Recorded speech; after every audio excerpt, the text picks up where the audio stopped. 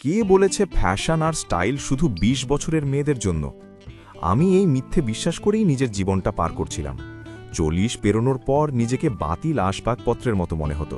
কিন্তু যেদিন আমি সত্যটা বুঝলাম, সেদিন থেকে আমার জীবনটাই বদলে গেল।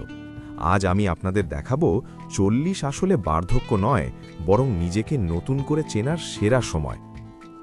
আমি যখন ৪০ পেরোলাম, তখন আমার মনের অজান্তেই একটা ধারণা জন্মেছিল যে আমার আর সুন্দর দেখানোর দরকার নেই। আমি ভাবতাম, কার জন্যে সাজব?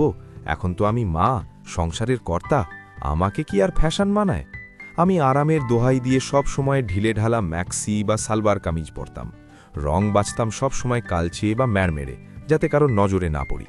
আমি জানতাম না যে আমি আসলে নিজেকে লুকোচ্ছি। আমার জীবনের মোড় ঘুরল আমার এক কাজিনের বিয়েতে। সেখানে আমি গিয়েছিলাম আমার স্বভাবসুলভ ঢিলেঢালা পোশাকে, কিন্তু সেখানে আমারই বয়সী এক বান্ধবীকে দেখে আমি চমকে গেলাম। তাকে লাগছিল যেন রাজরানী।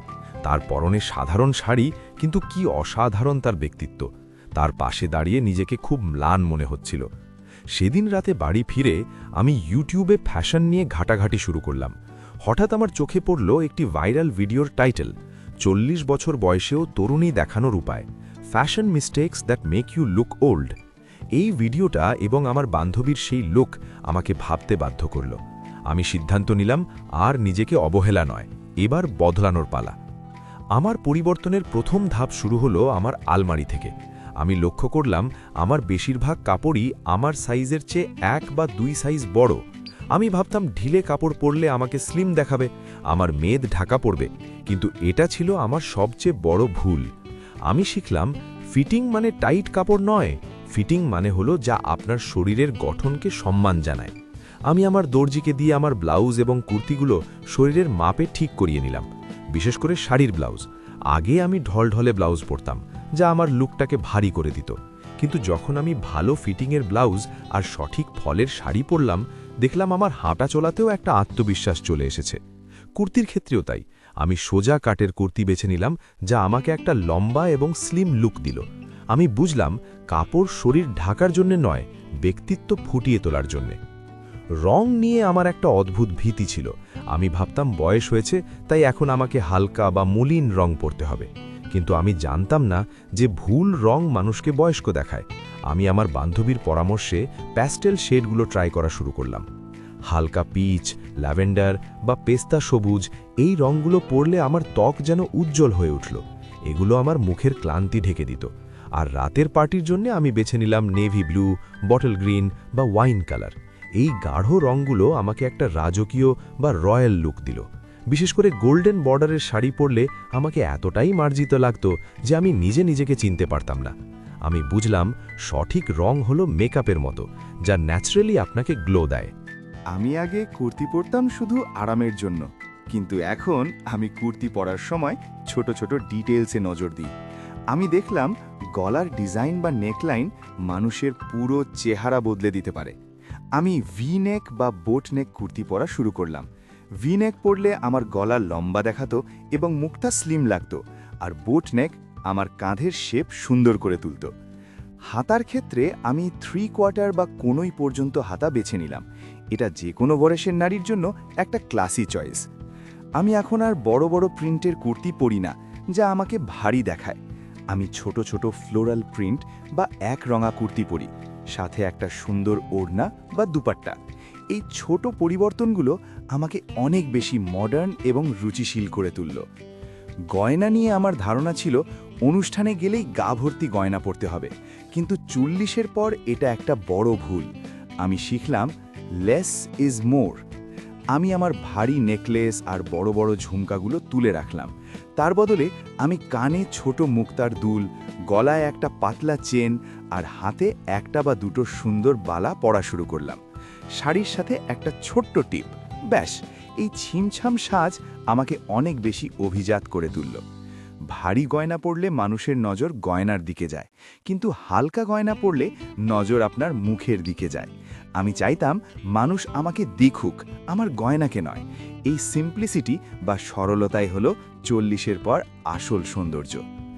জুতো নির্বাচনের ক্ষেত্রে আমি আগে শুধু ফ্ল্যাট স্যান্ডেল পরতাম, কারণ হিল পরতে ভয় পেতাম।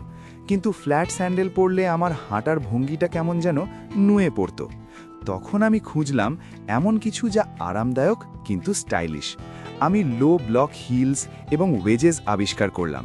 এগুলো পরলে পায়ে ব্যথা হয় না, কিন্তু উচ্চতা বাড়ে এবং হাঁটার সময় একটা দুলকি চাল আসে। শাড়ি বা কুর্তির সাথে এই জুতো আমাকে একটা স্মার্ট লুক দিল। আমি বুঝলাম পায়ের জুতো ঠিক থাকলে পুরো শরীরের ভঙ্গি বা পশ্চার ঠিক থাকে। চুল নিয়ে আমি খুব রক্ষণশীল ছিলাম, সব সময় লম্বা চুল, মাঝখানে সিঁথি। এতে আমাকে বয়সের চেয়েও বেশি বয়স্ক লাগতো। আমি সাহস করে পার্লারে গেলাম এবং হেয়ার স্টাইলিস্টকে বললাম আমাকে এমন একটা কাট দিতে যা আমার মুখে সতেজতা আনবে। তিনি আমাকে শোল্ডার লেংথ বা কাঁধ পর্যন্ত চুল রাখার পরামর্শ দিলেন, সাথে হালকা লেয়ার বা ওয়েভ, আর সিঁথিটা মাঝখান থেকে সরিয়ে এক পাশে করে দিলেন, সাইড পার্টিং। বিশ্বাস করুন, চুল কাটার পর আয়নায় নিজেকে দেখে আমি চমকে গিয়েছিলাম। মনে হচ্ছিল আমার বয়স এক নিমেষে 10 বছর কমে গেছে। খোলা চুলে সেই সফট ওয়েভ আমার মুখের কড়াকড়ি ভাব কমিয়ে একটা মায়া এনে দিল। সব শেষে যে পরিবর্তনটা আমাকে ভেতর থেকে বদলে দিল তা হলো আমার দৃষ্টিভঙ্গি। আমি আগে ভাবতাম ফ্যাশন মানেই অন্যদের মতো হওয়া। আমি ইউটিউবে সার্চ করতাম how to look slim in sari বা styling tips for plus size. কিন্তু পরে বুঝলাম আসল স্টাইল আমার আত্মবিশ্বাসে। 40-এর পর নারীদের ব্যক্তিত্বে একটা আলাদা গভীরতা আসে। আমি যখন সোজা হয়ে মাথা উঁচু করে হাঁটি, তখন আমি কি পরেছি সেটা গৌণ হয়ে যায়। আমার হাসি, আমার কথা বলার ধরন, এটাই আমার সিগনেচার স্টাইল। আমি এখন আর 25 বছরের মেয়েদের সাথে নিজেকে তুলনা করি না। আমি জানি আমার এই বয়সের একটা আলাদা গ্রেস বা লাবণ্য আছে যা ওদের নেই। আমি নিজেকে সময় দিই, নিজের যত্ন নিই। আমি এখন আর নিজেকে অবহেলা করি না, কারণ আমি বিশ্বাস করি আমি যদি নিজেকে সম্মান না করি তবে পৃথিবীও আমাকে সম্মান করবে না। আমার এই পরিবর্তনের যাত্রাটা একদিনের ছিল না। অনেক দ্বিধা, অনেক ভয় ছিল, কিন্তু আমি পেরেছি। আজ আমি গর্ব করে বলি আমার বয়স 40 এবং আমি আমার জীবনের সেরা সময়টা পার করছি। বন্ধুরা, বয়স শুধুই একটা সংখ্যা।